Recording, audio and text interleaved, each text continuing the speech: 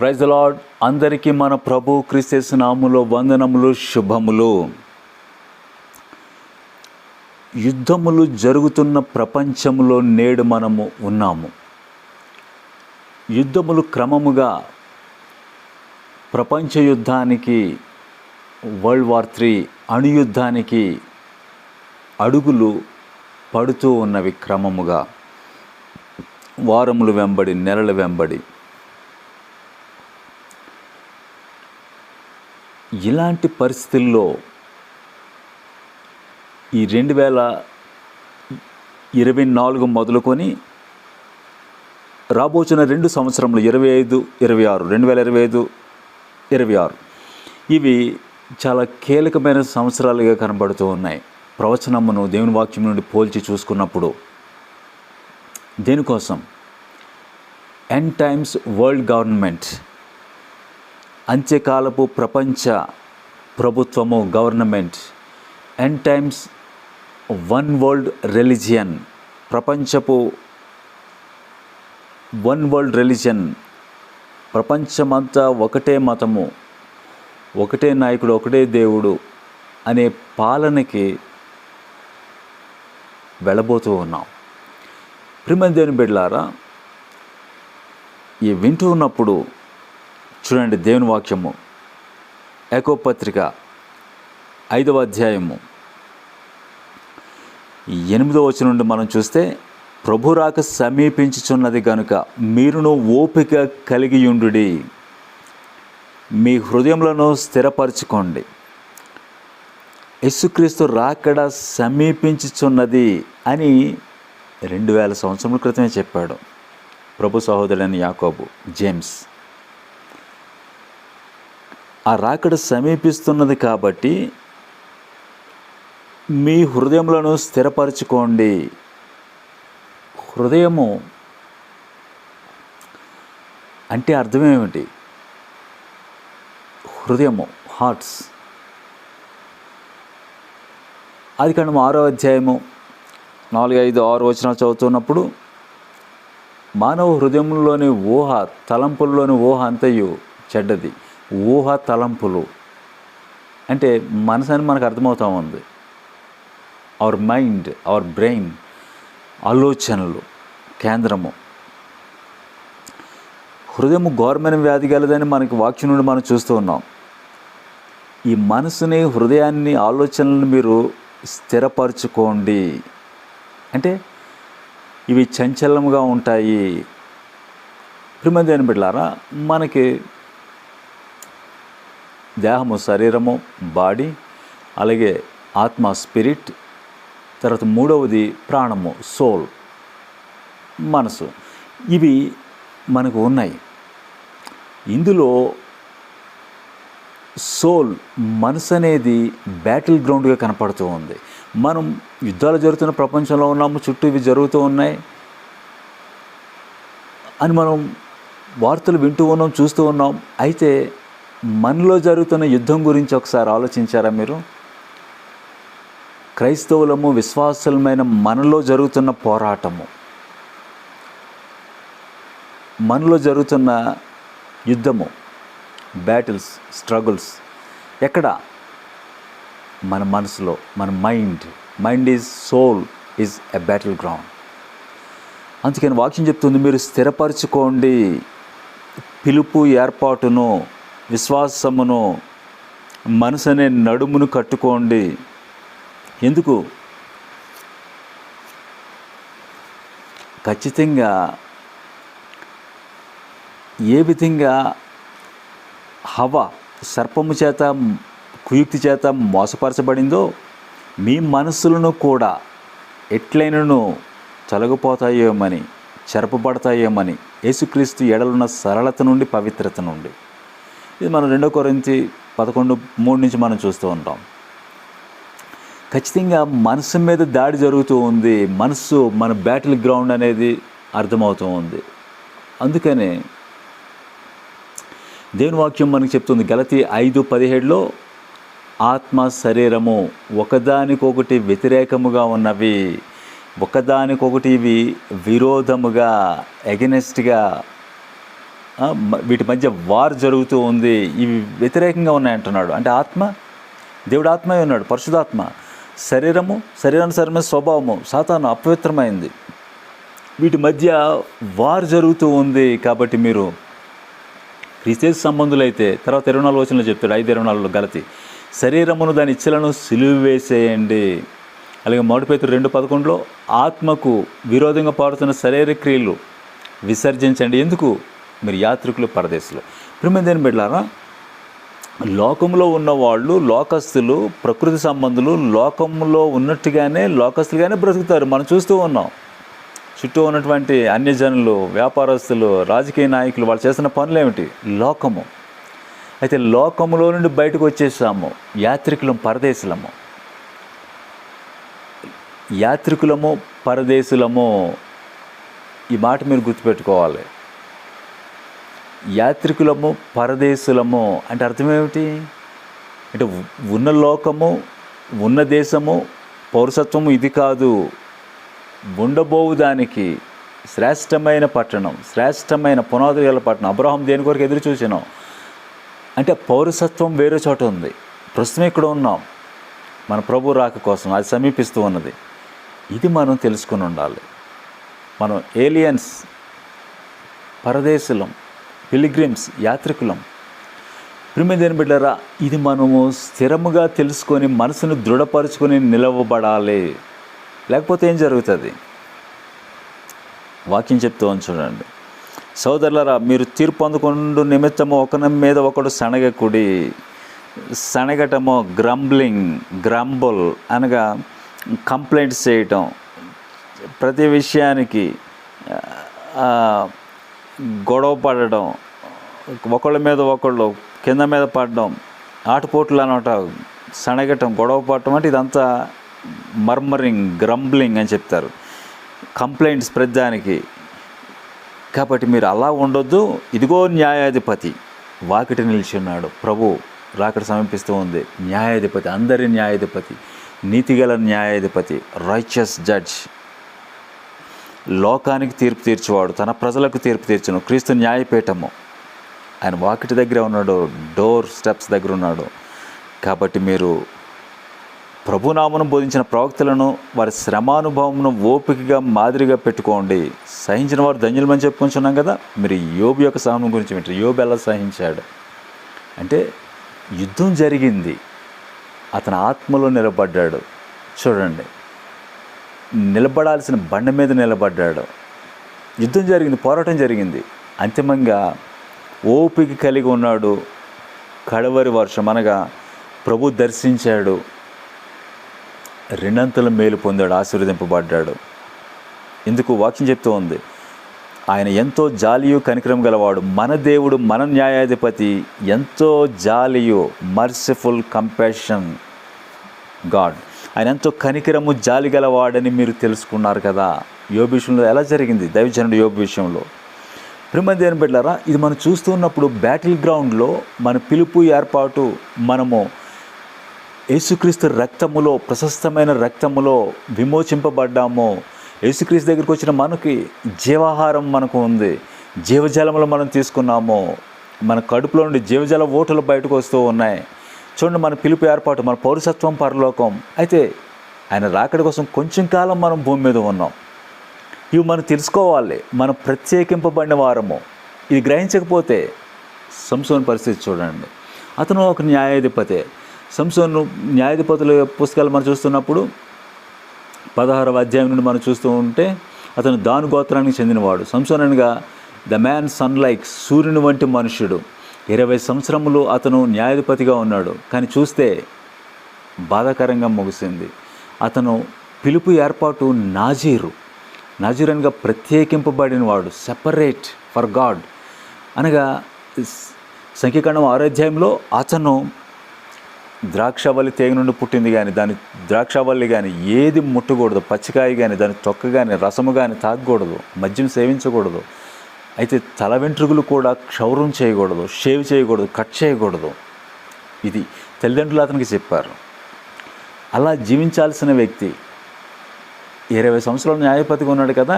క్రమంగా చూస్తే అతనికి ఉన్నటువంటి నిబంధన దేవునితో పవిత్రంగా ఉండాలి, ప్రత్యేకంగా ఉండాలి. తల వెంట్రుకలు క్షౌరం చేయకూడదు. ఎంతకాలం? జీవితకాలం అంతే. కానీ ఏం జరిగింది?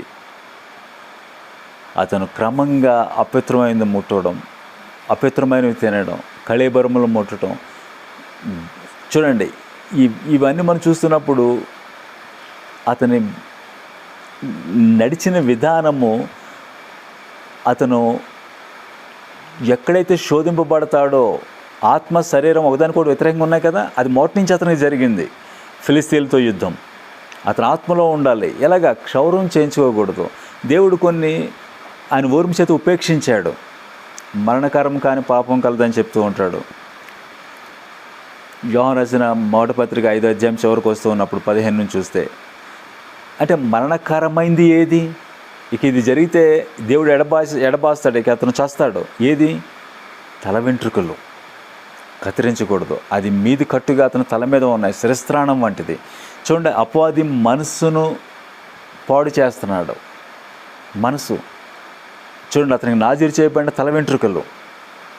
పోలిగా మనం తీసుకుంటే మనసుని, మన ఆలోచనలను, బ్రెయిన్. అందుకని వాక్యం చెప్తూ ఉంది, మీ మనసు మారి నూతనమౌట వలన మీరు రూపాంతరం పొందండి. రోమిల రాసిన పత్రిక 12:2లో ఉత్తమము, అనుకూలం, సంపూర్ణమైన దేవుని చిత్తం మీద తెలుసుకోవాలంటే ఈ మనస్సు, క్రీస్తులో ఉన్నవాడు నూతన సృష్టిని ఇంతకే చెప్తున్నాడు. మనసుని కాచుకోవాలి. హెల్మెట్ ఉండాలి. చూడండి, హెల్మెట్ లేకపోతే తలలు పగులుతున్నాయి కదా, ప్రాణం పోతూ ఉంది. ప్రియమైన బిడ్డలారా, ఇది మనం వింటూ ఉన్నప్పుడు మనసు చెరపబడటమో, మన విశ్వాసము పడిపోవటం, భక్తిని కోల్పోవటం. దేవునితో ప్రారంభించిన వాళ్ళు క్రమంగా ఏ విధంగా లోకంలోనికి, చీకటిలోనికి వెళ్ళిపోయారు. అబద్ధపు బోధకులుగా, అబద్ధ ప్రవక్తలుగా, నిలువెచ్చని క్రైస్తవులు ఎందుకు పడిపోతున్నారు? మనసులోనే జరుగుతూ ఉంది ఇది, ఆలోచనలే. కాబట్టి ఈ మనస్సును మనం కాచుకోవాలి. బ్యాటిల్ గ్రౌండ్ని కాచుకోవటంలో ఆత్మలో మనం నిలబడాలంటే మనసుని నూతనపరుచుకోవాలి, వాక్యానుసారంగా ఆలోచించాలి. ప్రభువైన యేసుక్రీస్తు కూడా మన వల్లనే శోధింపబడిన హెబ్రీ రాసిన పత్రిక 2:14, 15, 16 రోజులు మనం చదువుతున్నప్పుడు అన్ని విషయంలో తన సహోదరుల వంటి వాడు ఆయన. అబ్రహాం యొక్క సంతాన స్వభావం ధరించుకున్నాడు, దేవదూతుల స్వభావం కాదు. మరైతే ఆయన పాపం లేనివాడిగా ఉండెను. నాలో పాపం ఉందని ఎవడు స్థాపించను? ప్రభువైన యేసుక్రీస్తు మనిషి కుమారుడిగా భూమి మీద ఉన్నాడు, మనలాగే శోధింపబడ్డాడు, కానీ పాపం చేయలేదు. అంటే ఎలాగా? మనసులో జరుగుతున్న పోరాటంలో ఆయన ఆత్మలో నిలబడుతూ వచ్చాడు, శరీర క్రియలను సిలువేసుకుంటూ వచ్చాడు, నో చెప్తూ వచ్చాడు. చూడండి, ఇది మనము ప్రాక్టీస్ చేయాలి అనుదినము. విశ్వాసంలో మనం స్పిరిట్లో, ఆత్మలో ఉండాలంటే మనసులో జరుగుతున్న ఈ పోరాటాన్ని, ఇది దేవుని సంబంధమైందా, ఇది దేవునికి వ్యతిరేకమైందా, ఇది మనం తెలుసుకుని ఆత్మలో నిలవాలి. ఇక్కడ సంసోను ఫెయిల్ అవుతూ వచ్చాడు. అతను ఈ 2 పోరాటంలో శరీరంలోనే నిలబడుతూ వచ్చాడు. క్రమంగా ఆ గాజా వెళ్ళటం, అక్కడ ఒక వేశ్యను కనుగొని అక్కడ ఉండటం. ఇశ్రాయేలు ఎన్నో కన్యకలు ఉన్నారు, ఎంతోమంది, కానీ అతని ఆలోచనలు ఫిలిస్తీన్ల మీదకి వెళ్తూ ఉంది. అపవిత్రమైనది ముట్టడం, త్రాగటం. ఇక చివరికి దెలీలా అనే ఒక ఆమెను మోహించి అక్కడే ఉన్నప్పుడు క్రమంగా అతన్ని ఆమె బాధ పెడతా ఉంది. ఎలాగా? ఆమె 3 సంవత్సరములకు సంబంధించిన దేనారములకు, షెకెల్స్కి అమ్ముడైపోయి ఇతన్ని అడుగుతూ ఉంది, నీ బలం ఎక్కడ, ఏది రహస్యం, ఎందుకు నిన్ను వీళ్ళు గెలవలేకపోతున్నారు ఫిలిస్తీన్లు? క్రమంగా అతన్ని అడుగుతూ ఉన్నప్పుడు, అంటే పోరాటం జరుగుతున్నప్పుడు శరీరంలోనే నిలబడుతున్నాడు, ఫ్లెష్లోనే నిలబడుతున్నాడు. స్పిరిట్కి ఎందుకు వచ్చేసి అక్కడి నుంచి వచ్చేసేయాలి అతను. ప్రియమైన బిడ్డలారా, నాజీరు, మనము ఆత్మ సంబంధమైన మనందరం యేసుక్రీస్తు కొరకు నాజీరులం, ఆత్మచేత ముద్రింపబడ్డాం. చూడండి, అతనికి ఉన్న శక్తి శౌర్యం ఏమిటి? సంసోనికి అతను గొప్ప 6 ప్యాక్ 8 ప్యాక్ ఉన్నటువంటి గొప్ప మజిల్స్, దృఢంగా కనపడే వ్యక్తిగా ఉంటాడని మనం సాధారణంగా అనుకుంటాం కదా, కానీ అలాగే అనిపించడం లేదు. మామూలు మనలాంటి మనిషే, కానీ దేవుని ఆత్మ వస్తున్నప్పుడు అతను ఏమైనా చేస్తాడు. అది 100 కేజీలైనా 1000 కేజీలైనా ఎత్తి పాడేస్తాడు, విసిరేస్తాడు. అక్కడ 1000 మంది ఉన్నా 10,000 ముందున్న ఒక్కడే గెలుస్తున్నాడు. అది దేవుని ఆత్మ అతని మీదకి వస్తున్న బలశౌర్యములు, పరాక్రమం. అదే డిఫరెన్స్. ఇక అందరిలాంటి అప్పుడున్న ఇశ్రాయేల్ మనుషుల్లాగా ఉంటాడు బహుశా అతను. ప్రియమైన దేవుని బిడ్డలారా, ఇది కాచుకోవాలి, నిలబెట్టుకోవాలి. నాజీరు చేయబడ్డాడు. అతని జీవితకాలము కొంతకాలానికి కాదు. ఇది క్షౌరం చేయబడితే మరలా పరిశుద్ధాత్మ రావడం. ఇలాంటి పరిస్థితుల్లో మన ప్రభు గురించి వాక్యం ఏం చెప్తుంది? ఆయన ఎంతో కనికరము, జాలి గలవాడు, దయ గలవాడు. అయితే సంసోను విషయాన్ని మనం చూస్తూ ఉన్నప్పుడు చివరికి అతను బ్యాటిల్ గ్రౌండ్లో యుద్ధం జరుగుతూ ఉంది, మనసులో, హృదయంలో తన ప్రత్యేకంగా ఉండాల్సిన వాడు, సపరేట్గా జీవించవలసిన వాడు. కానీ ఒక రోజు వచ్చేసింది, అతను విసిగించబడ్డాడు కదా, కాబట్టి అతను విసిగిపోయి చెప్పేశాడు, నాకు క్షౌరం చేస్తే అందరు ఇలాంటి మనుషుని అయిపోతానని. అప్పుడు యెహోవా ఎడబాసెను. అప్పుడు కానీ అతనికి తెలియలేదు, దేవుడు నన్ను విడిచిపెట్టేశాడు. ప్రియమైన దేవుని బిడ్డలారా, దేవుడు మనలను కనికరించే పరిస్థితులు ఉన్నాయి. ఆయన దీర్ఘశాంతం ఉంది. కానీ అది దేవునికి సంబంధించింది. ఎంత ఓర్పు మన మీద ఆయన ఎంత దీర్ఘశాంతం కలిగి ఉంటాడు. చాలాసార్లు మనం క్షమిస్తూ ఉంటాడు. అదే మళ్ళీ కంటిన్యూ చేస్తే ఇంకా శరీరంలోనే ఉంటే ఆత్మగా శరీరంగా విరోధంగా పోరాడుతున్న పోరాటంలో శరీరానుసారంగా ఆలోచిస్తూ, అపవాదికి, సాతానికి చోటిస్తూ, ఆత్మచేత శరీర క్రియలను చంపాలి, సిలువ వేసుకోవాలి, వాటిని నో చెప్పాలి. వాటిని మనకు వస్తున్నటువంటి శోధనలో, పోరాటంలో, చేయాల్సిన పనుల్లో మీకు తెలుసు, డైలీ లైఫ్లో నీ ప్రాచీన స్వభావాన్ని దానికి నో చెప్పకుండా మనం పదే అవే మళ్ళీ చేస్తూ వెళ్తున్నప్పుడు దేవుడు అప్పుడు వెంటనే శిక్ష పంపటం లేదు. కానీ ఇవే క్రమంగా ఇది బాటిల్ నిండినట్టు దీనికి ఒక లిమిట్ ఉంది. అది దాటినప్పుడు ఆయన ఎడబాస్తున్నాడు. ఇక మరణకరమైన పాపం వచ్చేస్తూ ఉంది. అంటే పరిశుద్ధాత్మను వ్యతిరేకించటం, దేవుణ్ణి శత్రువుగా చేసుకోవటం, ఇది అత్యంత ప్రమాదమైంది. ఇది సంసోనుకు వచ్చేసింది. కాబట్టి అతను క్షౌరం చేయబడిన తర్వాత, అయితే దేవుని కనికరం ఏంటన్నట్లేదు, అతను జీవితకాలానికి నాజీర్. అతను కొంతకాలానికి కాదు. క్షౌరం చేస్తే మళ్ళీ వ్రతం మొదలు పెట్టాలి.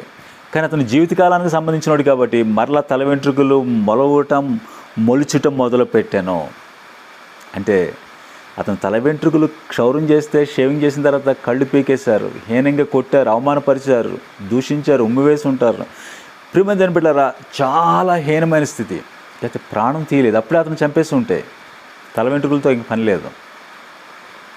అయితే ఒక రోజు వచ్చింది, వాళ్ళు దాగోను గుడిలో మహాబలి అర్పించడానికి ఇతను తీసుకొచ్చి అపహాస్యం చేయడానికి, గేలి చేయడానికి తీసుకుని వచ్చారు. ఇది న్యాయాధిపతులు 16:28 అప్పుడు సంసోను అక్కడ అడిగాడు, ఈ గుడికి ఆధారంగా ఉన్న స్తంభాలను నేను పట్టుకుని నిలబడతాను అని చెప్పి అతను ప్రార్థన చేశాడు. ప్రభువా యెహోవా, దయచేసి నన్ను జ్ఞాపం చేసుకోనము, దయచేసి ఈసారి మాత్రమే నన్ను బలపరచము. నా కన్నుల నిమిత్తం ఫిలిస్తీయులకు నేను పగ తీర్చుకుంటాను, వారితో పాటు నేను చనిపోతాను అన్నాడు. అని ఆ 2 స్తంభాలు పట్టుకుని వంగాను. ఆ 2 స్తంభాలు పట్టుకున్నవాడు, వంగినవాడు, అది స్తంభాలు పడకపోతే అది వెర్రోడు, పిచ్చోడు అనుకుంటారు. ఎంత వంగాడు అర్థం లేదు, మతిపోయింది వీడికి అనుకుంటారు. కానీ యెహోవాత్మ మరలా అతని మీదకి వచ్చింది. జరిగిందని బట్టి చూస్తే అక్కడ 3,000 మంది స్త్రీలు, పురుషులు ఆ గోపురం పైన కూర్చుని ఉన్నారు, చూస్తున్నారు ఈ విషయాలు. ఫిలిస్తీన్ల సర్దారులు, లార్డ్స్ ఆఫ్ ఫిలిస్తీన్స్ అధికారులు అందరూ ఉన్నారు. కానీ అక్కడ జరిగింది చూస్తే మొత్తం కుప్పకూలిపోయింది. అక్కడ దేవుడు ఆలకించాడు. తల వెంట్రుకలు మొలవటం, అవి మొలవకపోతే దేవుడు మొలవకుండా చేయగలడు. కానీ నాజీరు చేయబడ్డాడు. ఓర్పుతోటి దేవుడు ఇతన్ని మరలా అంగీకరించాడు, ప్రార్థన ఆలకించాడు. ప్రియమైన దేవుని బిడ్డలారా, ఇది మనం చూస్తూ ఉన్నప్పుడు శరీరము, అతని తర్వాత అదే సంసోను జీవితకాలంలో అతను చంపిన వాళ్ళకంటే ఈ మరణ దశలో ఆ రోజున ఎక్కువ మందిని చంపాడని వాక్యం చెప్తూ ఉంది. అంటే ఎక్కువ పంట కోసాడని కదా అర్థం. దేవుడు జ్ఞాపకం చేసుకున్నాడు. దయచేసి జ్ఞాపకం చేసుకో. ప్రియమైన దేవుని బిడ్డలారా, దేవుని దయాళుడు, వాత్సల్యత, దేవుని కనికరం, కంపాషన్, దయచేసి ఈ ఒక్కసారి మాత్రం నన్ను జ్ఞాపం చేసుకో. అందుకనే వాక్యం చెప్తుంది కదా, ఆయన ఎంతో కనికరము, దయగలవాడు. కాబట్టి దేవుని దీర్ఘశాంతమును తృణీకరించుకోకండి. ఈ లోక స్నేహము, లోక సంబంధమైన ఆలోచనలు, అపవిత్రత, పాపము, దేవునితో వైరం కదా, అలా కంటిన్యూ అవుతే ఒక రోజున దేవుని హృదయంలో మనకున్నటువంటి దీర్ఘశాంతానికి ఆ లిమిట్ దాటేస్తాం. అదే ఆయన చూశాడు. రాజైన సౌలు విషయంలో అదే జరిగింది. ఇక ఆయన ఎడబాసాడు. సొదొమ గొమొర్రాలకు అదే జరిగింది. నేను దిగి వెళ్ళి చూస్తాను, ఆ విధంగా నా దగ్గరకు వచ్చిన మొర్ర అలా ఉందో లేదో, ఎస్ అలాగే ఉంది, ఫుల్ అయిపోయింది పాత్ర, ఇక అది రాలిపోవాలి, ఆయన కొట్టివేస్తాడు. ప్రియమైన బిడ్డలారా, ఇది జరగకుండానే సంసోను జాగ్రత్త పడ్డాడు. ఇదొక్కసారి నన్ను చూడండి, మొలిచిననగా పశ్చాత్తాపడ్డాడు. ఆ కళ్ళు పీకిన తర్వాత, అతను కొడుతున్న తర్వాత, ఆ బందీలకి ఖైదీలకి అతను చూడండి, ఎద్దులు చేయాల్సిన పని పిండే అది విసరటం అతను చేస్తున్నాడు, గొడ్డు లాంటి పని. కానీ వెంట్రుకలు మొలవటం, తల వెంట్రుకలు అనగా ఆ తీసేసిన కళ్ళలోంచి నీళ్లు కారి ఉంటాయి కదా, పశ్చాత్తాపం. ఖచ్చితంగా దేవుడు దర్శించాడు. ప్రియమైన బిడ్డలారా, ఇది ఆలోచిస్తూ ఉన్నప్పుడు ఆత్మ శరీరం జరుగుతున్న ఈ పోరాటములో నీవెటు నిలబడుతున్నావు? రోజు ఆత్మను బలపరచుకోండి, ఆత్మ సంబంధమైనవి ఆలోచించండి, దేవుణ్ణి స్తుతించండి, ప్రార్థించండి, వాక్యాన్ని ఆలోచించండి. అప్పుడు శరీరం బలహీనమైపోద్ది. అది నేను పడగొట్టలేదు. ఎప్పుడైతే వాక్యాన్ని, దేవుడి విషయాలు, దేవుని పనులు, ప్రార్థన, ఉపవాసము, కన్నీటి ప్రార్థనలు ఇవి విడిచిపెడుతున్నావో, దూరం అవుతున్నావో, క్రమంగా వీడు శరీరం బలం పొందుతుంది, శరీర సంబంధమైనవి. ఇక వాక్యాన్ని అనుమానిస్తాం, వాక్యాన్ని డౌట్ చేస్తాం. ప్రియమైన బిడ్డలారా, ప్రస్తుత లోకాన్ని ప్రేమించకండి. ప్రస్తుత లోకానికి ఏం జరుగుద్ది? వాక్యం ఏం చెప్తూ ఉంది? 2 పేతురు 3వ అధ్యాయము 11-12 వచనాల్లో 10వ వచనంలో, ప్రభు దినం దొంగ వలె వచ్చినట్లు వచ్చును, ఆ దినమున ఆకాశముల మహాధ్వనితో గతించిపోవును, పంచభూతములు మిక్కుటమైన వేండ్రంతో లయమైపోవును, భూమి దాని మీద కృత్యములు కాలిపోవును. అలాగే 7వ వచనం 2 పేతురు 3:7లో, ఇవి అగ్ని కొరకు నిలివి చేయబడినవి.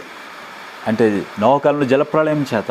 కానీ ఇప్పుడున్న లోకము అగ్నితో కాల్చబడద్ది. ఇప్పుడు మనం చూస్తున్నవి ఏవి నిలబడవు. మనం కట్టుకున్న ఇళ్ళు, మనం చేస్తున్న జాబ్స్, ఈ లోకము, ప్రభుత్వాలు, నాయకులు అన్నీ కాల్చివేయబడతాయి.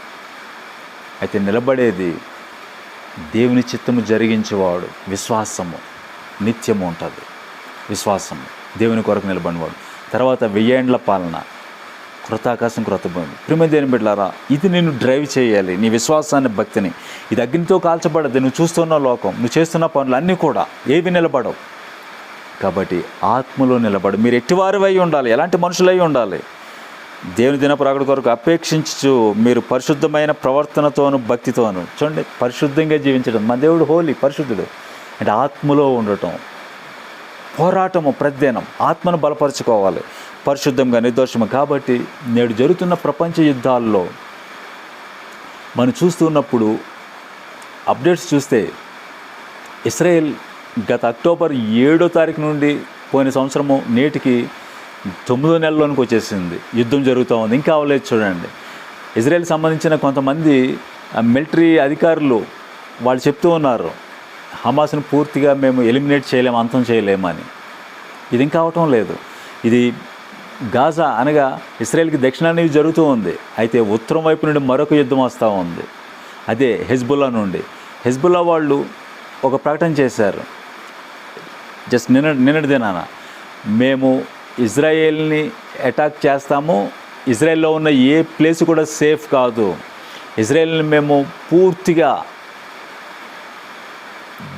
ధ్వంసం చేస్తాము, ఓడిస్తాము, పతనం చేస్తామని చెప్తూ, ఇజ్రాయేల్కి పక్కన ఒక చిన్న ఐలాండ్ ఉంది, ద్వీపం ఉంది మధ్యధరా సముద్రంలో, సైప్రస్ అనే చిన్న దేశం.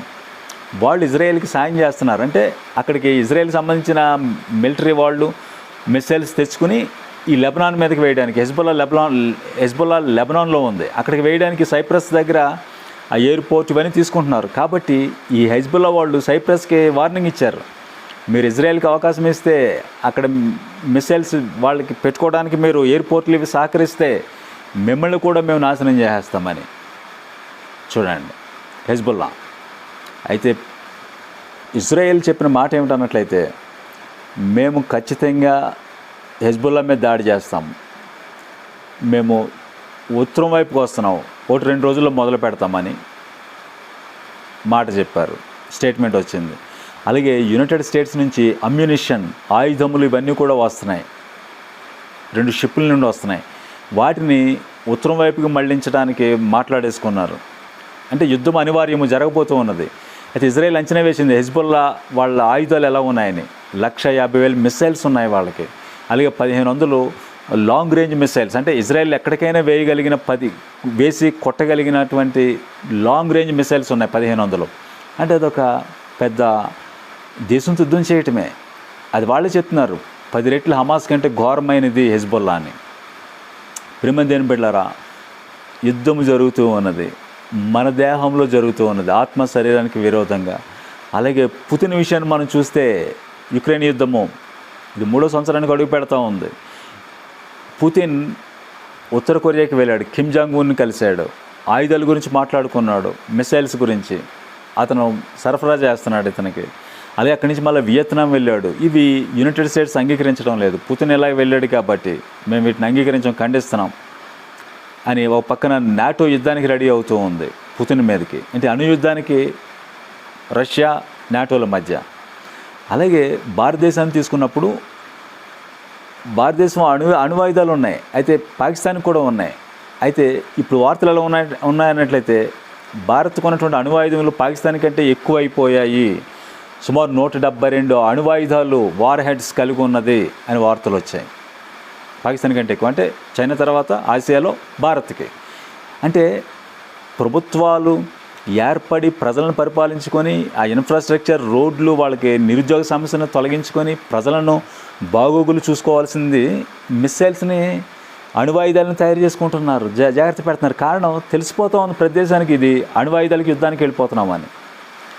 ఉత్తర కొరియాకి దాదాపు 50 అణువాయుధాలు ఉన్నాయని, ఇప్పుడు భారత్కి 172 ఉన్నట్టు ఉత్తర కొరియాకి 50 ఉన్నాయి. ఆ 50 తోటి వాడు ప్రపంచాన్ని భయపెడుతున్నాడు, ఒక్కో దేశం మీదకి వేసేస్తున్నాడు. ప్రియమైన బిడ్డలారా, యునైటెడ్ స్టేట్స్కి 5200 అణువాయుధాలు. చూడండి, చైనాకి 500, భారత్కి 172, చైనాకు పాకిస్తాన్కి 170, ఇజ్రాయెల్కి ఒక 100 ఉన్నాయని అంచనా. అయితే రష్యాకి ఎక్కువ ఉన్నాయి, 5800, సుమారు 6000. కాబట్టి ఇవి ఖచ్చితంగా ఇది జరిగితే ప్రపంచమే కాలిపోతూ ఉంటుంది. ఇలాంటి పరిస్థితులకి మనం వెళుతూ ఉన్నాం. కాబట్టి ప్రియమైన దేవుని బిడ్డలారా, ఒక్కసారి మీ హృదయాలను నేను తట్టి రేపుతూ ఉన్నాను. ఆత్మకు శరీరానికి విరోధంగా పోరాటం జరుగుతుంది. సంసోను నుంచి పాఠం నేర్చుకోండి. మన గ్రౌండ్ ఎప్పుడు నిలవాల్సింది శరీరంలో కాదు, ఆత్మలో. దేవుడు ఆత్మ అయి ఉన్నాడు, వెలుగై ఉన్నాడు. ఆత్మలో ఉండి శరీర క్రియలను చంపాలి, యుద్ధం చేసి గెలవాలి. అనగా శరీరాన్ని సిలువ వేసుకుంటూ ఉండాలి, శరీర స్వభావాన్ని. ఆత్మలో నిలవాలి, ఆత్మానుసారంగా ఆలోచించాలి. అందుకనే మనసు మారి నూతనం అవ్వాలి. ఈ నాజీరుగా ఉన్న వ్యక్తి ప్రత్యేకంగా ఉండాల్సిన వాడు ఇలా ఉండాలి, కానీ అతను క్రమంగా పడిపోతూ వచ్చాడు. నష్టం ఎక్కడ జరుగుతుందో తెలుసు అతనికి, కానీ అదే కంటిన్యూ చేశాడు. తర్వాత న్యాయాధిపతి అలా ముగించకూడదు, కానీ ఘోరంగా విఫలమయ్యాడు. అయితే మన దేవుడు అత్యంత కనికరమ గల దేవుడు, దయారసము కనికరమ గల దేవుడు. వెంట్రుకలు మరలా మొలిచే సంసోనికి. మరి అది ఆలోచించుకొని అది మొలవకపోతే అతను భ్రష్టుడై ఉండేవాడు, అంతమై ఉండేవాడు. కానీ దేవుని కృప, దయ అతన్ని తిరిగి అంగీకరించాడు. కాబట్టి దేవుని దీర్ఘశాంతము ఒక్కొక్క వ్యక్తి పట్ల ఎంత ఉంటుందో అది దేవునికే తెలుసు. కాబట్టి ఈరోజు నీకు ఇవ్వబడిన కృపని నిరర్ధకం చేసుకోకుండా శరీర క్రియలను అధిగమించండి, పోరాటంలో నిలబడండి. యేసుక్రీస్తు కొరకు మంచి సైనికుల వలె జట్టి అయిన వాడు నియమం ప్రకారం పోరాడితేనే బహుమానం. ప్రియమైన దేవుని బిడ్డలారా, ఆ విధంగా మీరు నిలవాలని మీ అందరి కోసం నేను ప్రార్థిస్తూ ఉన్నాను. కనికర సంపన్నుడా, జీవం గల దేవ, పరిశుద్ధుడా, నీ బిడ్డలతో మరొకసారి కొన్ని విషయాలు ఆత్మ సంబంధమైన యుద్ధములో ఎలా ఉండాలనేది మాట్లాడుతూ నేర్చుకుంటూ ఉన్నాం. నీ ఆత్మతో మరొకసారి మా నేత్రాలు తెరవండి. వింటూ ఉన్న నీ బిడ్డలు వాళ్ళ జీవితంలో పరిశుద్ధాత్మ నీ ఆత్మను వారి మీద కుమ్మరించి జయము వారికి అనుగ్రహించండి. జయించువాడే స్వతంత్రించుకొను రాబో లోకమును. కాబట్టి నీ బిడ్డలకు అటు కృపనిచ్చి ఆత్మలో స్థిరపరిచి హృదయమును స్థిరపరచుకుని ఆలోచనలు మనసును నడుము కొట్టుకునే కృప దయచేయండి. అలాగే భారత్లో ఉన్న ప్రతి రాష్ట్రాన్ని, ఉత్తర భారత్ను, ఉత్తర కొరియా, ఉత్తర ఆఫ్రికా ప్రాంతంలో, ఇస్లాం దేశంలో అందరి కోసం ప్రార్థిస్తూ ఉన్నాం. అందరి మీద ప్రభువాని వాగ్దానమును బట్టి అందరి మీద ఆత్మను కుమ్మరించండి, సర్వ శరీరుల మీద. అవిశ్వాసులకు స్వప్నముల ద్వారా, దర్శనం ద్వారా మాట్లాడండి. మరొకసారి నీ బిడ్డలకు ఆరోగ్యం ఇచ్చి, బలం ఇచ్చి, ఆర్థికంగా బలపరిచి నీ బిడ్డలను నీ మహిమలు రావడానికి సిద్ధపరచమని యేసుక్రీస్తు ప్రశస్త పునరుద్ధాన నామములో ప్రార్థించి ఆరాధించి వేడుకొంచున్నాము తండ్రి. ఆమేన్.